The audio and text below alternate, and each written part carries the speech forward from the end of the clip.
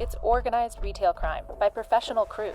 What fuels this as an enterprise is the ease of reselling stolen merchandise on online marketing. $50 million of stolen products, hundreds of small businesses ruined, and the people responsible for it, they're making more money than ever. I'm an Amazon seller myself, and I've seen organized thievery like that trickle its way down to small mom and pop businesses, permanently destroying their business for something they didn't even know they did. But where are all these stolen goods even coming from, and how are people that you might even know getting wrapped up in crime rings they're not even aware of?